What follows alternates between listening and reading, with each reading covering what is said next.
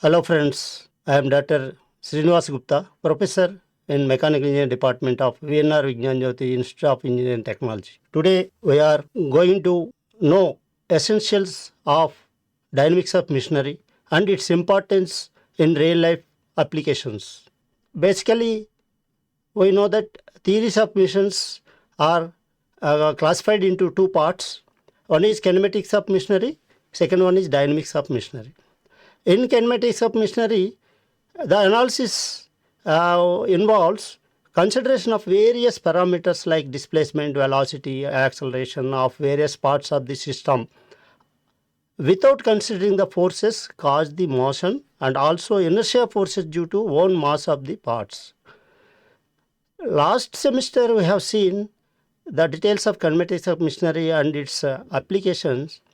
We have seen in various mechanisms, terminology involved in mechanisms and inversions and degrees of freedom and the analysis related to these mechanisms involved in cam follower mechanism, gear mechanism and various planar mechanisms. We have seen all those, and all these involves estimation of velocity and acceleration of various parts without considering any forces. But in case of dynamics of machinery, the analysis involves consideration of various forces as well as cause of these forces such as velocity and acceleration, because the masses, accelerating masses, which leads to generation of inertia forces also. So we need to consider both the forces, external forces as well as inertia forces due to accelerating masses in dynamics of machinery. Before going to understand this dynamics of machinery, why we need to study dynamics of machinery? Because in various components of the machine elements are transmitting forces. These transmitted forces causes stresses in the components. A designer has to understand how to select the sizes of the components so that failure can be avoided. If the selection of sizes of the various components which sustain the stresses induced in the materials is not up to the mark, then there will be a failure. Now coming to the dynamics of machinery, various terminology we need to understand clearly. First of all, let us discuss about forces. These forces can be categorized into constraint and applied forces. Coming to the constraint forces, the pair of action and reactive forces which constrain the connected members so that the connected members are working together. For example, if I take the simple 4-bar mechanism,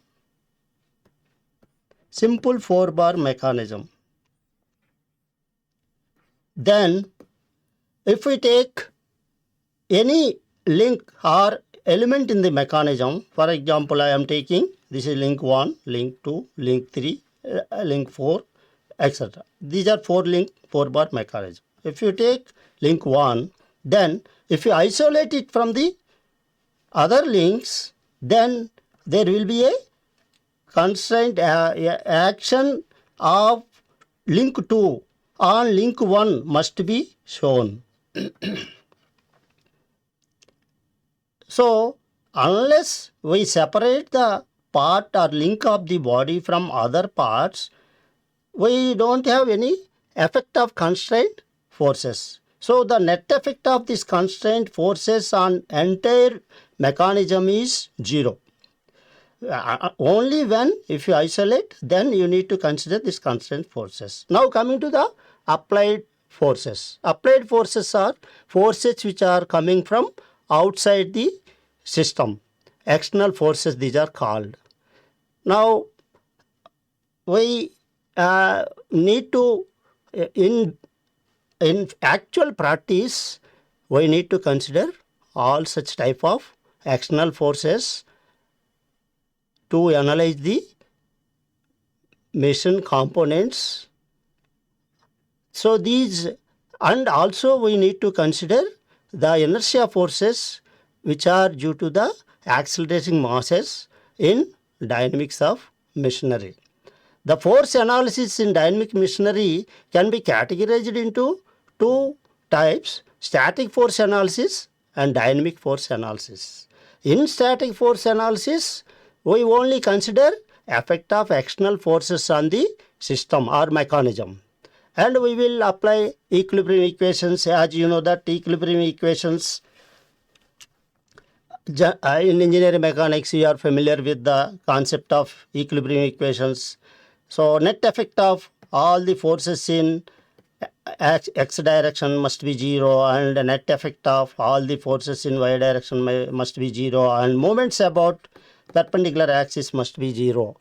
So these equations we can apply to analyze the mechanism in static force analysis. But in the dynamic force analysis, we need to consider inertia forces as well as external forces. For that, we need to understand the basic principle we need to apply in dynamic force analysis case to find accelerating masses, and that is called D'Alembert's principle. D'Alembert's principle tells that the net effect or algebraic sum of all the inertia forces and inertia couples plus external forces and torques acting on the body must be 0 to maintain static equilibrium of the system. So we consider the problem after considering inertia forces and all the external forces, then we take it as a static equilibrium, static force problem, and we will apply as usual the equilibrium equations. And we need to understand why we need to apply equilibrium equations. Any system or any mechanism or any system having different bodies connected together must maintain stability. Stability in the sense that equilibrium. So unless it is maintaining equilibrium, then the system cannot be function or render its functioning properly. So in dynamics of force analysis, we have different cases. We need to consider a body, let us say case 1, for example. We need to consider a body is under the action of two forces only, two forces. So when these two forces acting on the body are called under equilibrium, there is a law of force transmissibility, as we all know, we have studied thoroughly. When two forces are acting on a body or under equilibrium, then there must be satisfy different conditions. Condition 1, the forces must align. Align means line of action of the forces must be same. Second one is the magnitude of forces are same. Third one is the direction of the forces must be opposite. If the forces acting on the two forces acting on the body are satisfy these three conditions, first one is the line of action of the both the forces aligned means same, and second one is the forces magnitude are must be same, and third one is the direction of the action of the forces are opposite.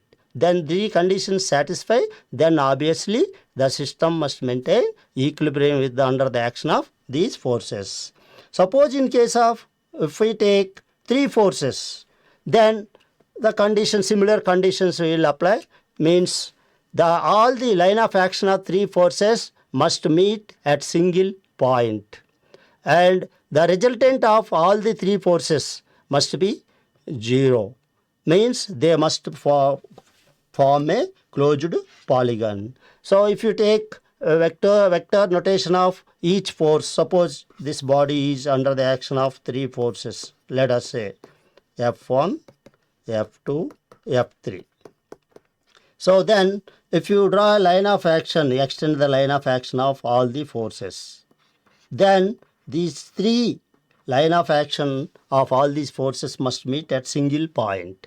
If you take vectorial, draw first force, vectorial notation, first force is, this is the force and tail end, this is the force, tail end, and this is force 1. Okay, this is tail end and this is head. Then second force, if you take, starting with the head of the first force and direction, line of action and direction follow, and then this is F2. Then third force, if you take, with the starting point is head of the second force, and if you draw a line of action, it should form closed polygon. Then we can say that these three forces acting on the body are under equilibrium. So this is about two force member equilibrium, three force member equilibrium, and also we can take another case, two forces and then torque acting on the any member. Then let us say torque acting and two forces acting on the body. Then we can say that the overall net result of all the two forces and torque must be 0. So you can take moments or the moments about any point, and you can see that algebraic sum of all the effect of moments of all the forces and torque must be 0. Then the body is under equilibrium under the action of the two forces and torque. And if you take similarly, if you consider a body is under the action of more than three forces, suppose, then how do you solve? How do you understand the body is in equilibrium? Then you can see that you can find the resultant of any two forces. Let us say F1 this, F2, F3, F4.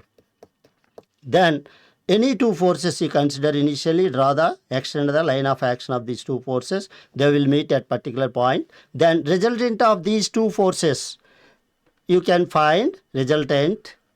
Okay, as you know that in applied mechanics, we have done so many example problems, and two forces and resultant of two forces. Then this resultant of F1, F2 and the F4, F3 and F4. These three together consider as the three forces are acting on the body. Then you, as usual, you can see that whether these three forces are the body is maintaining equilibrium under the action of three forces by applying the conditions of three force member under equilibrium. You can understand and estimate. Coming to the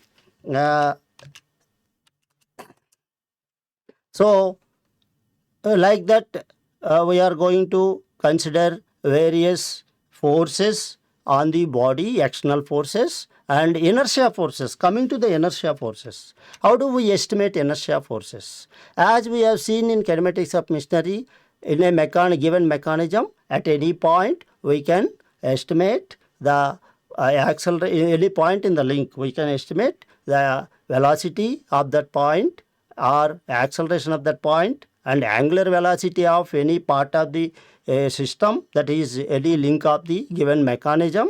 Then from the knowing those accelerations, we can write inertia forces. As we know that inertia forces are inertia force, let us say Fi.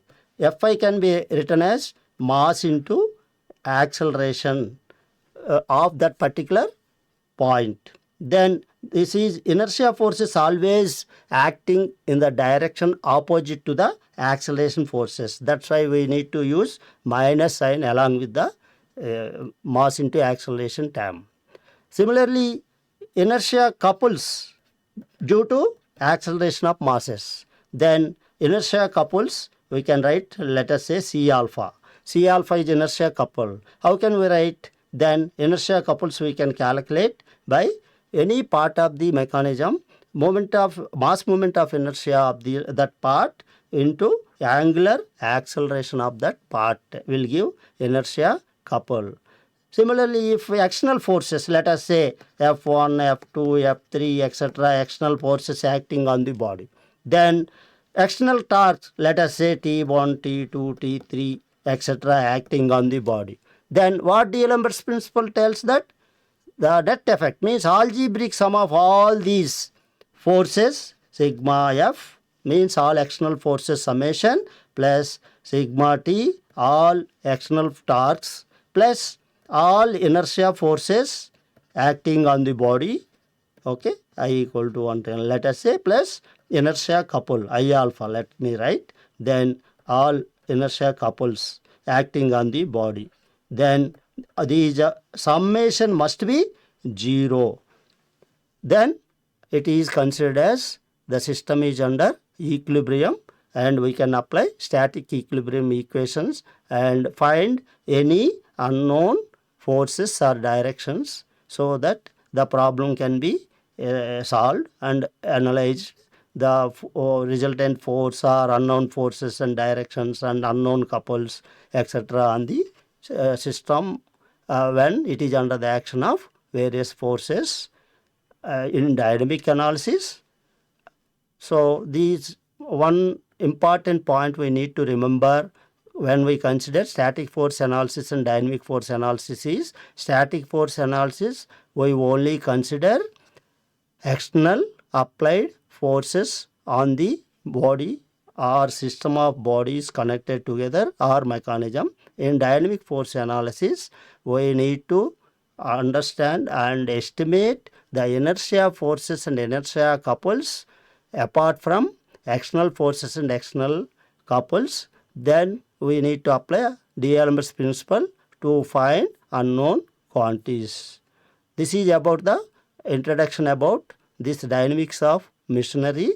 Of course, the dynamics of machinery forces are involved. So application part, real time applications are considered. Dynamics of machinery, we have various systems, subsystems in the real systems, which are, for example, governors.